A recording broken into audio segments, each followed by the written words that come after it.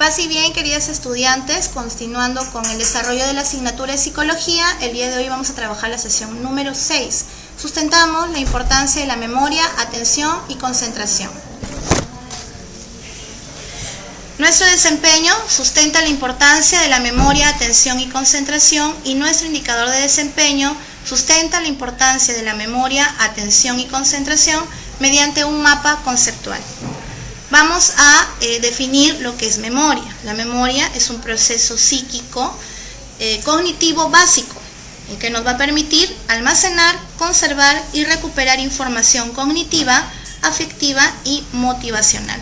Dentro de la memoria vamos a estudiar las etapas de la memoria. Como primera etapa tenemos la etapa de la fijación. Esta consiste en el permanente registro de la información y experiencias vividas. ¿Para qué? Para conservar la información recibida. Dentro de la etapa de la conservación, nosotros vamos a ver que existen 3 niveles. El primer nivel es el almacenamiento sensorial.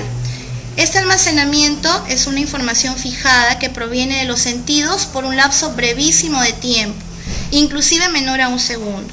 Es como una foto instantánea producida por una cámara fotográfica. Por ejemplo, cuando estás caminando por las calles, registramos cantidad de información. Posterior a ello, no vas a lograr recordar todos los detalles.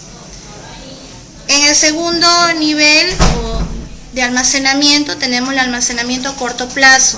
Este contiene la información que estamos utilizando en un determinado momento. Retiene información que por lo general no sobrepasa el minuto. Por ejemplo, si memorizas la lista de determinadas palabras. Y por último, tenemos el almacenamiento a largo plazo. Es cuando el material almacenado a corto plazo es significativo o se procesa y repasa. Este permanece en el almacenamiento a largo plazo, el cual dura más tiempo, que puede ser horas, días, meses, años o inclusive toda la vida. Dentro de este vamos a encontrar 2 tipos de memoria, la memoria semántica y la memoria episódica. La memoria semántica consiste en el almacenamiento de significados y conceptos de las cosas, ¿no? Por ejemplo, qué son los desiertos, qué es la geografía, qué es la psicología, etc. Y la memoria episódica consiste en el almacenamiento de las fechas y experiencias que vivencia una persona. Por ejemplo, cuál fue el día más importante de tu vida, cuál es la fecha en que cumplen años de casados tu papá, etc. La tercera etapa es la etapa de la evocación, que es un proceso a través del cual traemos a la conciencia toda la información almacenada, y estas pueden ser de 2 tipos, la voluntaria y la involuntaria. La voluntaria es cuando hacemos un esfuerzo deliberado y consciente para recuperar el material que necesitamos evocar, y la involuntaria es cuando el recuerdo aparece sin haber hecho un esfuerzo deliberado. Continuamos con las etapas de la memoria. Ahora tenemos la etapa del reconocimiento, que consiste en darnos cuenta que el contenido que aparece en nuestra conciencia permanece en nuestro pasado. Y por último, la etapa de la localización, que consiste en ubicar el recuerdo en el espacio y en el tiempo. También vamos a analizar las anomalías o los trastornos de la memoria. Uno de los trastornos es la amnesia, que ustedes de repente ya han escuchado hablar de ella. La amnesia es la pérdida parcial o total de la memoria. Y esta amnesia se puede dar en 2 niveles. Tenemos la amnesia orgánica y la amnesia afectiva. La amnesia orgánica es aquella que ha sido consecuencia de una lesión cerebral, y la afectiva es producida por situaciones vividas cuyo cerebro no presenta ningún tipo de lesión. Tenemos la hiperemnesia. Se define como la exaltación del recuerdo. El sujeto evoca detalles de experiencias de manera excesiva y exagerada. Obviamente esta anomalía se da en un trastorno de la personalidad. Por ejemplo, una persona maníaca que nota que se le cae el cabello, esta puede empezar a recordar cuántos cabellos se le cayeron por día. Y por último tenemos la paramnesia, que es el falso reconocimiento de informaciones y experiencias. Esta presenta 2 modalidades. Tenemos el fenómeno de lo ya visto y el fenómeno de lo nunca visto. El fenómeno de lo ya visto es cuando la persona recuerda como conocido algo que no ha vivido o de lo que no tenía conocimiento. Y el fenómeno de lo nunca visto es cuando la persona no recuerda algo que era conocido con anterioridad.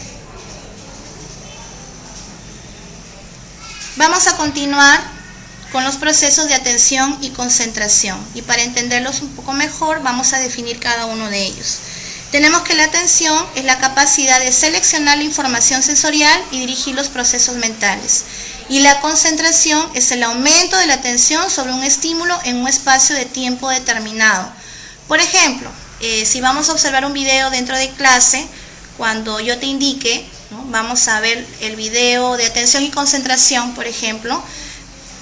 Ante la indicación, tú lo que vas a hacer es fijar tu atención al video en primera instancia. Y el tiempo que dure el video es tu nivel de concentración, ¿no? Porque es el aumento de la atención en un espacio determinado. Para que un estímulo llame tu atención y tu concentración, vamos a seleccionar aquel estímulo y esto va a depender de 3 factores. El primer factor, de la característica del estímulo. Segundo, de las necesidades y experiencias del sujeto. Y tercero, de las demandas del medio. Por último, vamos a observar que en la atención también existen tipos de atención. Y en este cuadro puedes observar 4 tipos de atención. El primero es la atención selectiva.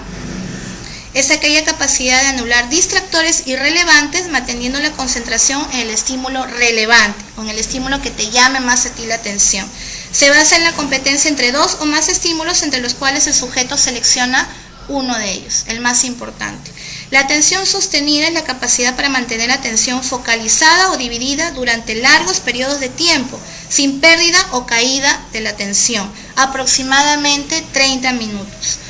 La atención alterna es la capacidad de cambiar de una tarea a otra sin confundirse. Esto requiere un óptimo conocimiento de las tareas a realizar.